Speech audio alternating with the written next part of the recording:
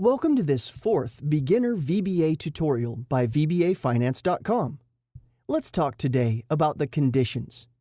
Conditions are a fundamental tool in programming. It allows you to run a test on variables and run a task depending on its value. The syntax is as follows. If, here the condition, then, end if, and here the code to execute. We can also write else, indicate an action to execute if the condition is not respected. Another great tool to use is the loop. It allows us to repeat a piece of code a certain number of times, predefined or not. The two main loop types in VBA are the for and the do-while loops. The for loop is used if we know in advance the number of loops to execute. For example, for counter equals 1 to 100 step 1. Here, the code to execute, and then next counter, so this piece of code will run 100 times. The counter value will be incremented with the value of step, which is 1, and we will be able to use it inside the loop. Here, the step 1 is optional because the default incrementation is 1. The other type of loop that is also widely used is do-while. It will loop as long as a condition is true. The syntax is written as follows. Here, the code to execute, and the keyword loop at the end.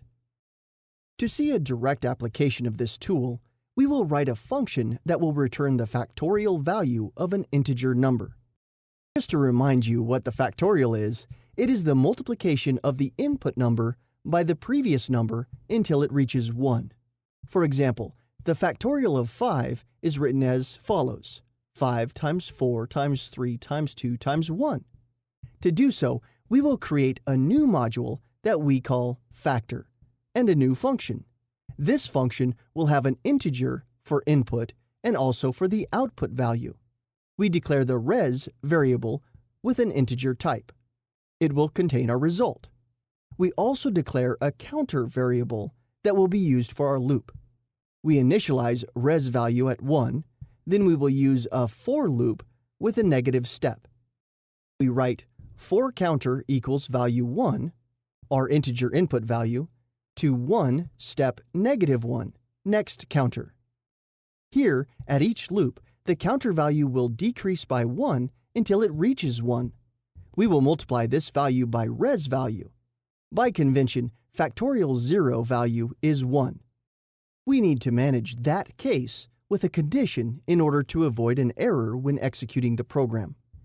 If value 1 is different from 0, then we can execute the code. Otherwise, the value of res stays at 1. Then the function will return the result. To test this function, we will use our test sub using the debug.print as seen in the previous video. We will start by factorial 5. Here, the name of function is the same as the module, which is a bit confusing.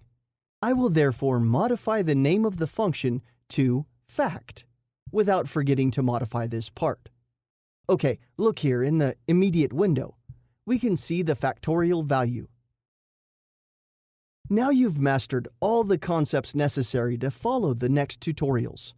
If you liked this video, feel free to follow us on our channel or go directly to VBAfinance.com to find more interesting content about VBA Excel for Finance.